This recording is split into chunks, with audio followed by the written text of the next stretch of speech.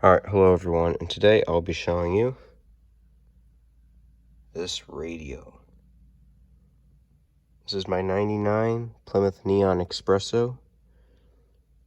It's got the 5-speed manual, 2-liter 16-valve Dock engine. Makes 133 foot-pounds torque, and it's 150 horsepower. Turn on the light. It's a 95 wheel, yes. See, the problem is I start talking about the vehicle and just wanted to get more and more in depth with my car. In reality, it's the only thing I'm really, excuse me, I have a head cold. Anyway, instead I'm just getting into the vehicle, which truly nobody cares about. Basically a Dodge Neon. It's just the Plymouth version. So it's Plymouth and Dodge. Anyway, this is basically just a Dodge Neon. Anyway, put the key in the ignition here. I'll just turn it to accessory mode only, so I don't waste my car's power, or drain the battery is what I mean.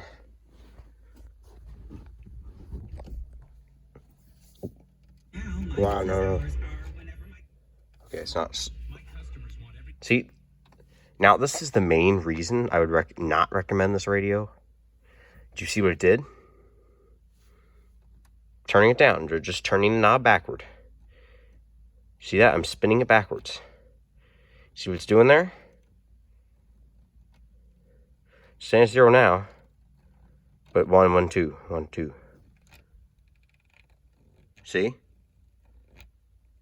I'm repeatedly going backwards. There's no forward motion in that. And yet it just goes up. So it's turned up. Let's keep pushing for 5. If you push in nice and hard, see? Clip off that bike and meet me on the back. What I think happens... See, look. What I think happens is the knob just starts to wear over time because look how wobbly it is. But the contacts are starting to loosen up because the knob is really loose. So if you push on the knob, as I was just showing you, if you push up and twist, or you push in a little bit and twist, not too hard, otherwise you'll push the mute button on it. Which is another shame, otherwise I'd just push with a nice amount of pressure and turn it each time. But it is a bit annoying. I may look into repairing it. I'm not for certain though. Because that's cardboard that's painted, I'm not gonna lie. You cut up your radio bezel? Like seriously? No, do you see that color difference there?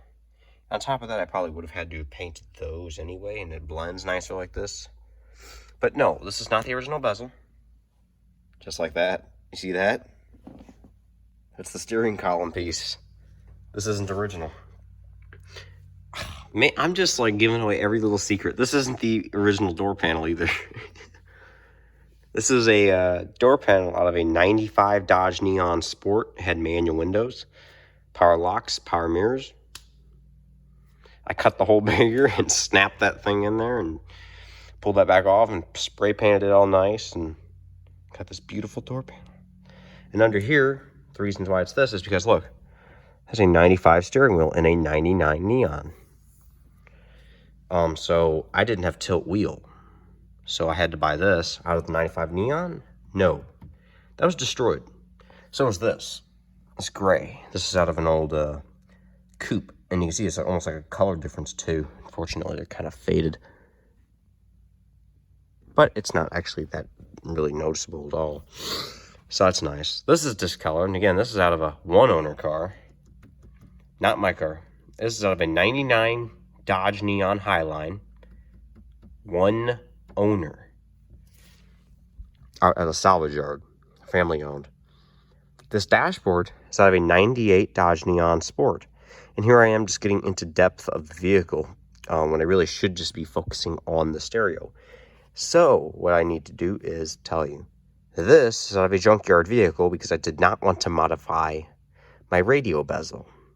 And you go, well, you cut your dashboard because look at the size of this radio. And let's compare that to, like, literally here's where it cuts off at. And so I just went, meh. Actually, no, it cuts off like here. And it just has a bar. It goes all the way across. Around the ashtray, too. You can see where I cut a notch. Not in the radio. It doesn't look exactly the greatest. I took a file and stuff like that and smoothed it out and then painted that cardboard. It's not really that bad looking, in all honesty. I know some people will pick on it.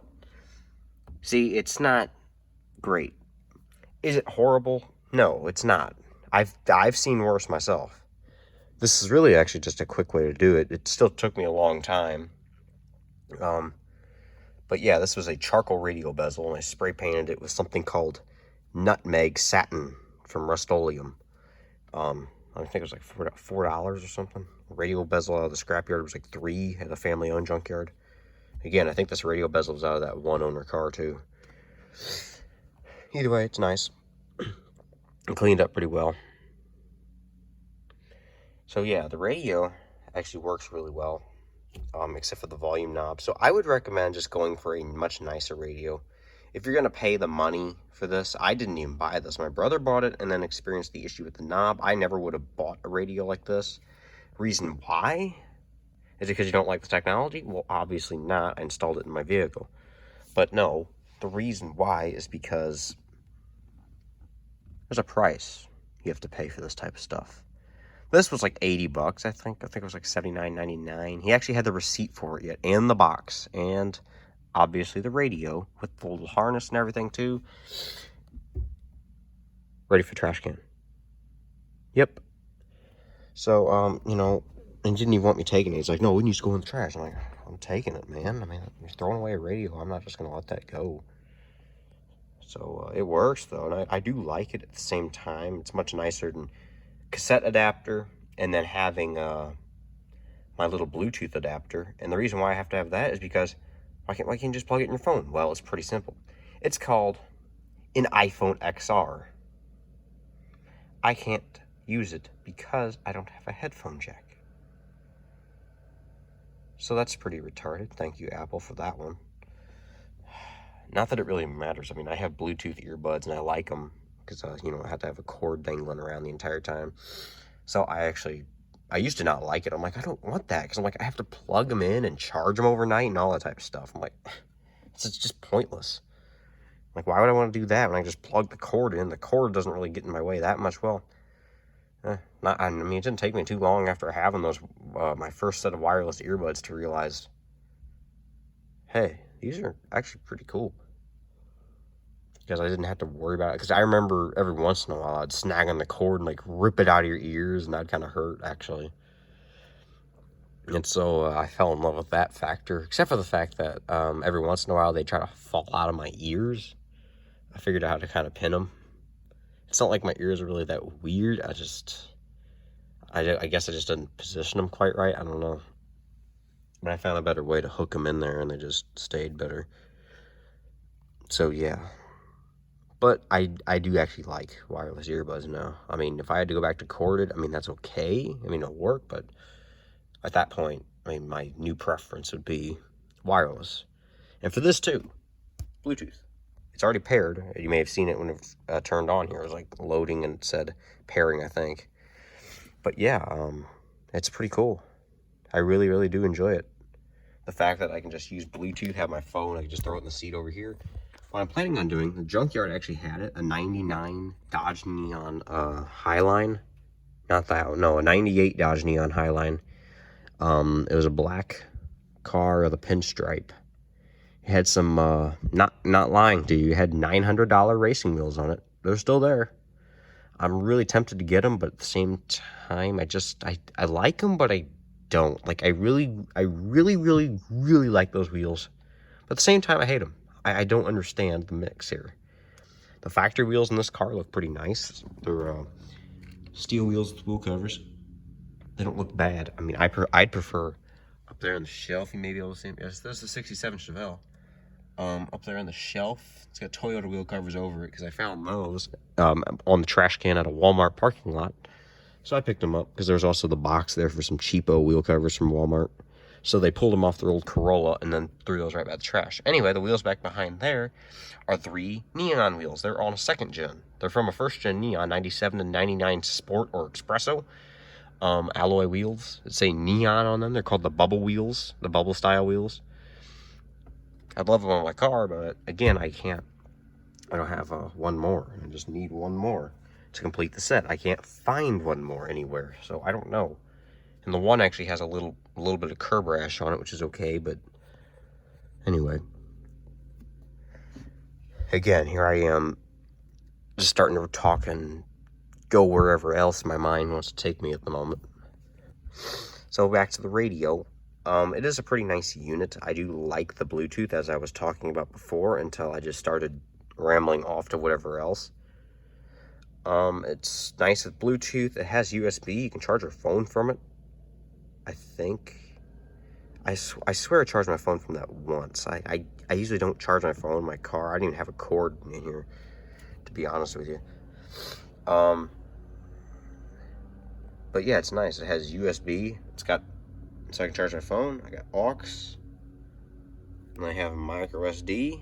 I have hands-free calling, and yes, it's kind of hidden up there. Your CD will fit, but it's a DVD. Oh yeah, I forgot to say that. I was just gonna say it's got a CD player, which I like, because I do use CDs pretty rarely now, because Bluetooth's really convenient, and I actually have unlimited data thanks to my parents. Usually we never did, but we very recently upgraded. So yeah, we actually have unlimited data. Something I'm not ever gonna buy. Not gonna lie to you. At least I don't plan to, unless I get married or something. And yeah, I mean, I'll pay if you want unlimited data. I mean, I guess I'll be paying for it. But otherwise, I don't care. I mean, it's nice, but at the same time, I'm just not willing to pay for it.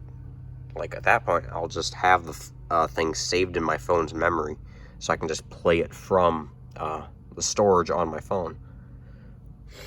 Because I think this is like a 64 gig. I don't know. To be honest with you, I don't. I had a 6 Plus before this, and that was a 128 gigabyte phone, which was nice. I mean, I never even got near that. I only had like 17 gigs on it used up. So, I mean, it was a nice phone. I just didn't really put many photos on it. I didn't do much with that phone. In fact, I didn't have that phone for that long, and that's because my SE broke. And then it wasn't too long after I had that 6 Plus. I had it for like 4 or 5 months, and then we bought XRs. And then we changed their service plan, and yeah. Anyway, I was trying to get up to here. See, I'm rambling off again. I just rambled for like 2 minutes. Anyway, at the junkyard, in that 98 Dodge Neon Highline, the dash pad was busted up, completely destroyed. This was just disintegrated. Like, I haven't seen a Neon that bad, man. That was awful, man. Seriously. Like, I thought this car was not exactly great. I mean, it's pretty good, but it's not, perfect. It's got little scratches on it and stuff like that. Marks here and there. There are a few small scuffs. You can't really see them on the camera, but yeah, there's scuffs on the door panels. Anyway, yeah. That thing was destroyed. Like, there were just a few little chunks and remnants. Like, literally, it was just snap, snap, snap, snap. And they were just... No, this was all gone. It was all just completely shattered off to, like, the very tip of here. And it was, like just some rough edges. And this little chunk over here was, like, all chipped up and broken around the airbag. The emblem was gone. Up there. This was all destroyed, unfortunately, Otherwise, I would have grabbed that vent if I had it. For one of my spare dashboards in my room. But anyway, yeah. That car was nasty. But the dash pad... See, I was just rambling for a whole nother minute. Anyway, up here, there was a really nice, like, phone magnet type thing. Like, it's a circular thing here, and it has, like, a little adhesive thing on the back of it. Stick it up here, and you can rotate the assembly, and it has a magnet on it. Well, the magnet was there. They literally took the magnet off. Well, I don't need that. And they put that magnet on the thing. It's supposed to be on your phone, so whenever you have your phone, the magnet's always on the back of it, and you go, and you put your phone like that. And so when you're driving, your phone's up here, and you can angle it this way so that it's aiming, and you can choose where your map is going or whatever. Use your phone's GPS, have it up there if you want to just click your music real quick so you can kind of glance, but you can still see in your peripheral vision of the road. Anyway, I'm tempted to grab that because I'll probably end up heading back out there not too long. I'll take some pictures of those rims, do some research on them, see what's worth more, and perhaps grab a set of wheels for my car. Maybe not, I don't know. Again, it depends on value, if they're worth anything, if I can get the tires off. I mean, tires look decent, I don't know. Again, I'll have to take a close look at those tires, examine them really nice, because I don't want to pay for those tires if they're garbage. So yeah, I'll have to do that. But yeah, the radio has actually served me pretty well, at least so far. I mean, Bluetooth and everything, it's actually pretty decent. Because obviously you can set your presets and everything, and you have USB and all the other selections, as well as, again, DVD. You can watch a DVD on here, and of course the audio goes through your car speakers. It's really, really nice, actually. So would I recommend buying this radio? Actually, I mean, yes and no. And the main reason I say that is because it's a bit touchy at times. I mean, here, watch. See? I mean, it works, but you gotta push pretty hard. And if you want it to actually work, like, every time, you just take your nail and you go. I can't even touch it. There you go. See? It responds to your nail every time.